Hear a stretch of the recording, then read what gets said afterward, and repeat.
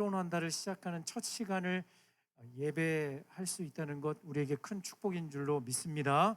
하나님께서 여러분에게 은혜 베풀어 주시고 지혜로 충만하게 하시기를 바랍니다.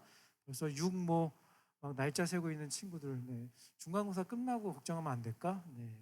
물론 시험 늘 연속이긴 하지만 어쩌겠니? 그렇죠. 고3 수험생의 인생인 걸 이번 한 해 끝까지 잘 달려갈 수 있기를 간절히 바라고, 하나님께서 함께 방금 이야기한 것처럼 여러분 간절히 사모하는 마음, 그 마음을 불쌍히 여겨 주시고 은혜 주시고 지혜로 가득 가득 채워 주시기를 바랍니다.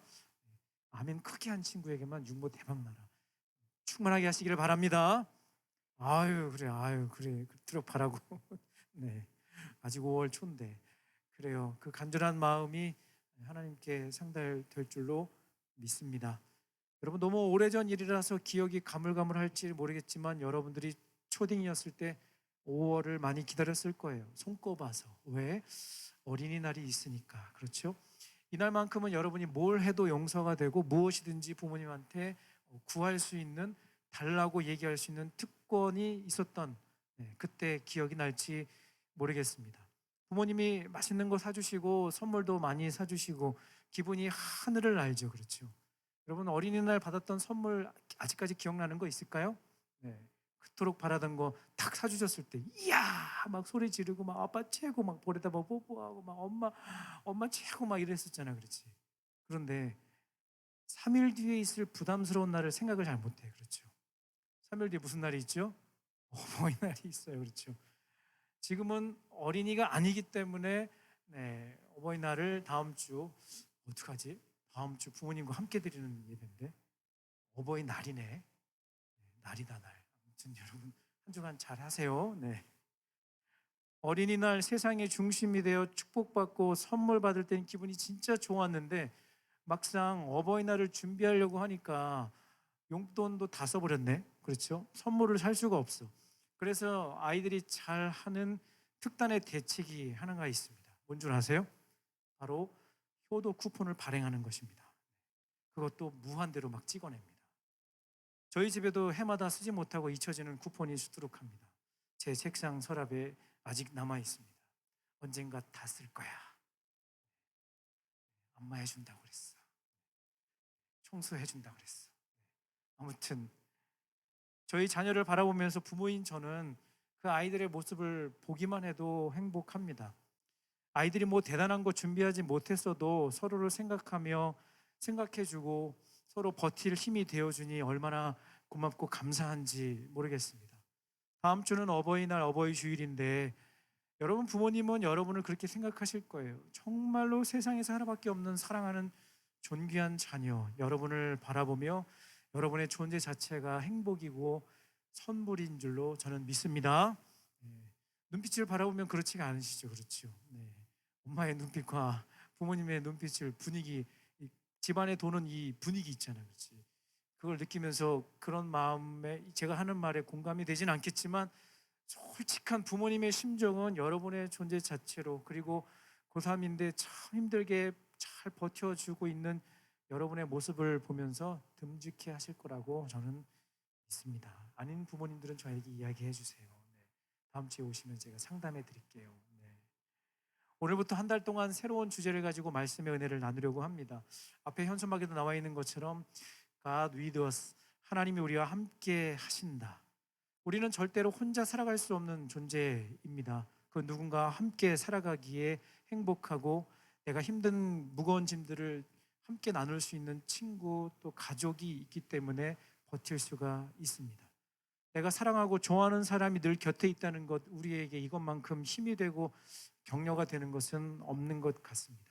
여러분 저와 여러분이 신앙생활을 한다는 것은 그저 일주일에 한 번 교회 와서 예배드리고 끝나는 것이 아니라, 저는 그렇게 생각해요. 우리가 신앙생활을 한다는 건 주일에 예배드리고 끝나는 게 아니라 여러분의 월요일, 여러분의 화요일, 수요일, 목요일, 금요일, 토요일 매일 매 순간 하나님께서 여러분과 저와 함께 하고 계시다는 것을 확신하고 그때마다 하나님이 여러분에게 필요한 것들을 채워주시는 것을 여러분이 느끼고 그것들을 고백하는 것, 그것이 신앙생활이라고 저는 믿습니다. 여러분, 성경 창세기에서부터 요한계시록까지 수많은 사람들이 등장하고 여러 가지 스토리들이 기록되어 있는데 핵심은 이것입니다. 한 줄로 요약해 본다면 하나님은 언제나 함께 하신다. 아담과 하와가 선악과를 따먹고 부끄러워 숨어 있을 그때에도 하나님은 아담아, 아담아, 네가 어디 있느냐라고 그를 찾으시며 그와 함께하고 계신다는 것을 말씀해 주셨습니다.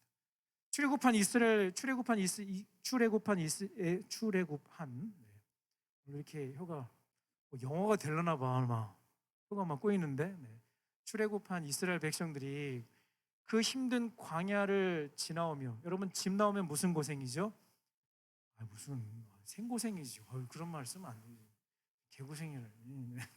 집 나오면 생고생이에요. 그렇죠. 광야를 지나는 이스라엘 백성들을 그렇게 고생하고 힘든 그들을 하나님께서는 구름 기둥으로 불 기둥으로 내가 너와 함께하고 있다는 것을 말씀해 주셨어요. 신약으로 넘어오면 많은 또 이야기들이 있죠. 특별히 사도 바울이 감옥에 갇혀 복음을 전하다가 감옥에 갇혀 억울하게 갇혀 있는데 아무것도 할 수 없고 그저 찬송하고 기도하는 가운데 갑자기 옥문이 열리면서 기적 같은 놀라운 일들이 일어나는 그런 사건들. 무슨 말이에요? 하나님이 함께하고 계시다라는 것을 우리에게 보여주신다는 거죠. 이처럼 하나님은 언제나 어디서나 그의 택한 백성 하나님의 자녀들과 함께하고 계시는 줄로 믿습니다. 오늘 우리가 함께 읽은 본문에 등장하는 이 사람은 이름도 유명한 엘리야 선지자입니다. 자주 부르는 찬양 가사에도 나오죠. 지금은 엘리야 때처럼. 우리 선생님들이 좋아하시는 찬양 중에는 엘리야의 때와 같이 지금도 돌과 흙까지 태우소서. 오늘 본문의 스토리가 담긴 이 찬양을 진짜 좋아하세요. 그렇죠? 지난 특세 때도 막 춤을 추시면서 막 찬양을 부르셨던 기억이 나시죠? 물론 모든 선지자들이 그 사명대로 쓰임을 받지만 엘리야는 참으로 어렵고 힘든 시기에 부름을 받아 중요한 역할을 감당했던 사람이었습니다. 그때 당시 아합이라고 하는 왕이 다스리던 시기였습니다. 아합 왕은 북이스라엘의 7번째 왕으로 그 어떤 왕들보다 강력한 통치력을 발휘했지만 악명 높은 왕 중에 한 사람이었어요. 세상적인 관점에서는 아합 왕이 성공한 왕이라고 할 수 있었습니다. 왜냐하면 정치, 외교, 경제 등 전반적으로 당시 태평 시대를 이끌었기 때문에 훌륭한 왕이라고 칭찬을 받았어요. 하지만 영적인 관점, 신앙적인 관점에서 아합 왕은 최악의 왕 중에 한 사람이었어요. 이런 평가를 받게 된 것은 물론 아합 왕 자신의 문제도 있었지만 그의 아내 이세벨과의 결혼으로부터 이 문제는 시작이 되었습니다. 이세벨은 이방 민족 시돈이라고 하는 엘바알의 딸이었습니다. 엣바알의 딸. 그런데 문제는 이세벨이 들여온 이 우상이 문제였어요.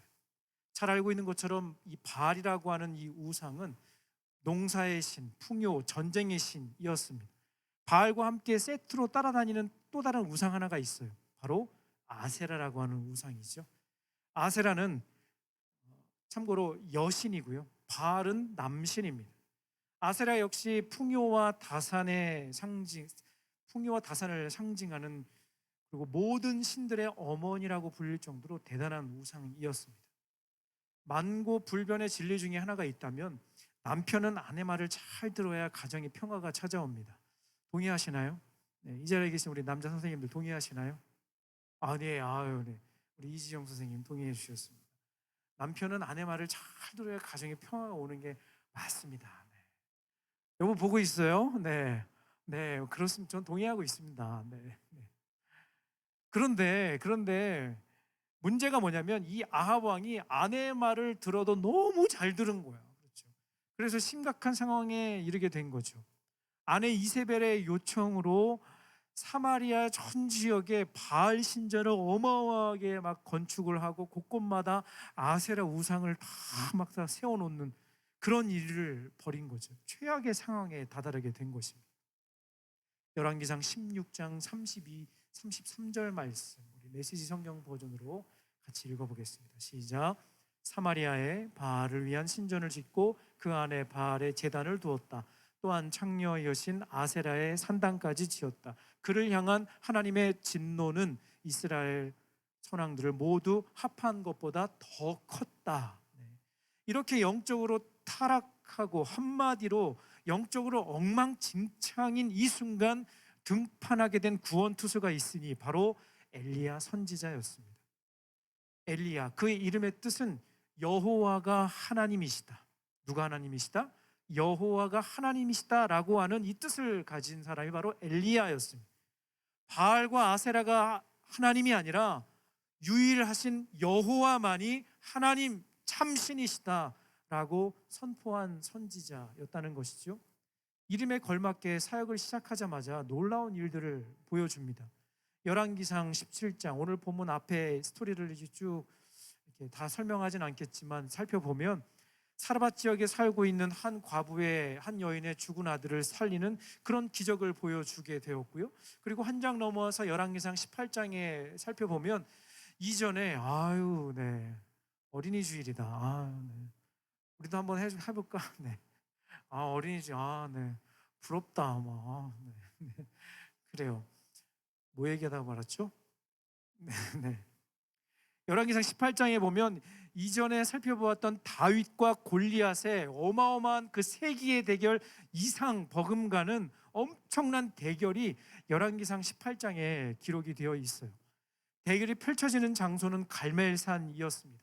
한쪽에는 엘리야와 이스라엘 백성들이, 또 한쪽에는 바알과 아세라를 섬기는 850명의 선지자가 딱 맞대결을 하고 있는 거예요. 누가 누구의 신이 참신인가를 한판 단판 승부로 보여줄 수 있는 그 순간, 내용은 중약하고 엘리야의 간절한 기도에 응답하신 하나님은 하늘에서 갑자기 불이 떨어져 그곳에 올려놓은 단의 모든 재물과 그리고 나무와 돌과 흙, 도랑에 흐르는 모든 것까지 다 완벽하게 다 태워버리는 그 놀라운 일들이 열왕기상 18장에 기록이 되어 있습니다. 이것은 엘리야의 승리, 아니 엘리야의 하나님의 위대한 승리였습니다. 이 소식이 아합 왕의 아내 이세벨에게 들려졌고 이세벨은 가만히 있지 않았습니다. 어떤 일이 있었는가? 열왕기상 19장 2절 말씀 같이 읽겠습니다. 시작. 이세벨은 즉시 엘리야에게 전령을 보내 위협했다. 신들이 이번 일로 너를 응징하고 나도 내게 되갚아 주겠다. 내일 이맘때까지 너도 그 예언자들의 하나처럼 반드시 죽일 것이다. 말 그대로 살해 위협 협박을 하고 있는 거예요. 자, 그렇다면 엘리야의 반응은 무엇이었을까? 여기서 퀴즈 드립니다. 엘리야는 어떻게 반응했을까? 1번 맞짱 뜰 준비를 했다. 1번. 2번 완전 쫄았다. 죄송합니다. 빠른 이해를 돕기 위해서 이런 표현을 썼는데 1번 맞짱 뜰 준비를 다시 했다. 2번 완전 쫄았다. 여러분 어떤 반응을 보였을까? 성경을 너무 잘 알고 있는 여러분 어떤 반응을 보였어요? 네? 모르겠는데요. 지금 옆에서 떠드는 소리에 막 무슨 게임 하는 거야? 이렇게 재밌어. 막 이렇게 온통 집중. 이 이세벨이 살해 위협을 하자 엘리야는 어떤 반응을 보였는가? 여러분 방금 전에 엘리야가 기도하자 하늘에서 불이 떨어지고 모든 것을 태워버린 이 일을 경험을 했다면 여러분 당연히 1번으로 반응을 해야죠. 그렇죠. 그런데 우리의 기대를 완전히 저버리는 엘리야의 반응을 보게 됩니다. 열왕기상 19장 4절 하반절 말씀 같이 읽겠습니다. 큰 소리로 읽겠습니다. 시작. 하나님 이만하면 됐습니다. 저를 죽여주십시오. 저는 제 조상들과 함께 무덤에 들어갈 준비가 되었습니다. 그는 기진맥진하여 외구로 로뎀나무 아래에서 잠이 들었다. 여러분 완전 실망이다. 그렇지? 엘리야는 하나님의 부름을 받아 위대한 일을 이루어냈지만 그 역시 우리와 똑같은 인간이기 때문에 지금 영적으로 육적으로 완전 번아웃 상태가 돼버린 거예요. 그런 엘리야에게 하나님은 먹을 것을 공급해 주시고 토닥토닥 그를 격려해 주시면서 위로해 주고 계세요. 다 읽진 않았지만 여러분 2주 전에 우리 달빛마을 오셔서 그때 네, 우리 김지민 자매가 많이 힘들었지 뭐 이러는데 막 울더라 막 여기저기서 나만 울었어 뒤에서. 네, 되게 많이 울었어. 네, 힘들었지 그러는데 괜히 눈물이 나는 거예요. 막 괜찮아 그러는데 그냥 내가 이렇게 괜찮아 하는데 누가 나 진짜 괜찮다고 막 얘기해 주는 것 같은 느낌이. 나만 들었어. 나만 들었어. 어쩜 좋아. 네. 울었잖아. 다 알아. 네.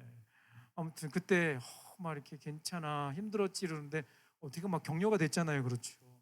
하나님이 엘리야에게 그렇게 지쳐 있는 엘리야에게 찾아오셔서 까마귀를 통해서 그것도 대단한 일이야. 까마귀를 통해서 막 먹을 거 먹여주시고 막 힘내라고 막 응원해 주시고 막 이렇게 막 그를 막 계속 치열업 해주시는 거지. 뭐 여러분 이쯤 됐으면 다시 힘을 내야죠. 그렇죠. 그런데 엘리야는 그 자리에서 일어나 힘을 낸 것이 아니라 호렙산 어느 동굴에 들어가 언제 끝날지 모르는 칩거를 시작합니다. 칩거를 시작하게 됩니다. 이런 엘리야의 반응에 대해 우리는 솔직히 이해하기가 어려울 수도 있어요. 한편으로 야 엘리야 실망인데 대단한 선지자인 줄 알았는데 야 오늘 완전 세상 말로 쫄보네 완전 실망이네 완전 이렇게 이야기할 수도 있을 것 같아요. 그렇죠?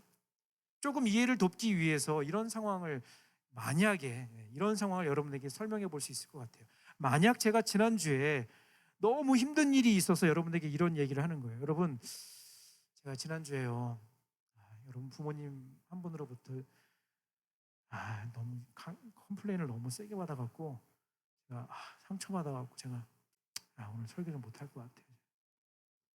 만약에 제가 한 2주 좀 쉬다 오겠습니다. 만약에 제가 여러분에게 이런 말을 만약에 그런 일이 있었다는 게 아니라 만약에 여러분에게 그랬다면 여러분 여러 가지 반응을 보이겠죠. 그렇죠.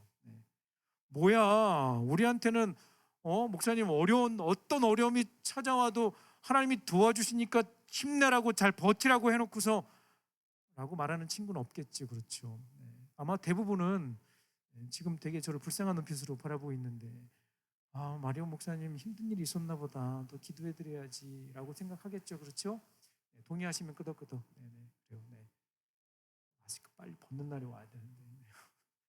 얼굴 표정을 볼 수 없으니까 이게 좋은 건지 조는 건지 아무튼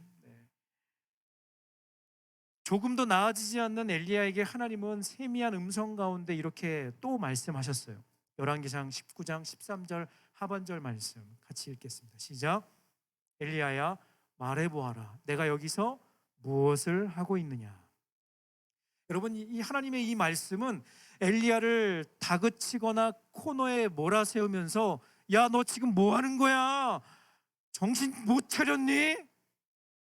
우리 집에서 듣는 얘기 같다. 그렇지. 이렇게 말씀하시는 것이 아니라 철저하게 또 다시 그를 위로해 주시고 일으켜 세워 주시는 하나님의 사랑의 음성이었습니다. 그리고 엘리야에게 그가 감당해야 할 사명을 다시 말씀을 해 주시면서 이렇게 말씀하시죠. 오늘 본문 19장 18절 하반절 우리 메시지 성경 버전으로 마지막으로 읽고 우리 찬양하도록 하겠습니다. 시작. 그러나 나는 7천 명을 남겨놓을 텐데 그들은 바알신에게 무릎 꿇지 않고 그 신상에 입맞추지 않은 자들이다. 무슨 말인가? 엘리야야 너는 혼자가 아니다. 절대 혼자가 아니다. 내가 너와 함께하고 있고 너와 같은 마음을 품고 있는 바알에게 무릎 꿇지 않은 7천 명을 내가 남겨두었다. 너와 함께 싸울 너의 동지들이다. 다시 일어나라. 용기를 내어라. 라고 하나님께서 말씀해 주시는 거예요. 말씀을 정리하겠습니다. 여러분 하나님은 우리가 찬송하고 예배하고 기도하는 이 자리에도 계시지만 마음이 무너지고 힘들어 한숨만 내쉴 수밖에 없는 그곳에도 함께하고 계신다는 것 여러분이 기억하면 좋겠습니다. 그리고 여러분을 위해 늘 옆에서 기도해주고 격려해주시는 우리 선생님과 함께 마음을 나눌 수 있고 우리 소중한 친구들이 옆에 있음을 기억할 수 있었으면 좋겠습니다. 간절히 바라기는 5월 한 달 여러분이 주 안에서 더 행복하기를 바라고 하나님께서 여전히 여전히 그곳에서도 함께하고 계신다는 것을 기억하고 그 은혜를 경험하는 우리 모두가 되기를 바랍니다. 아멘. 아멘. 함께 오늘 주신 말씀 마음속에 새기며 함께 찬양에 담아 고백하고 기도하도록 하겠습니다. 예수 늘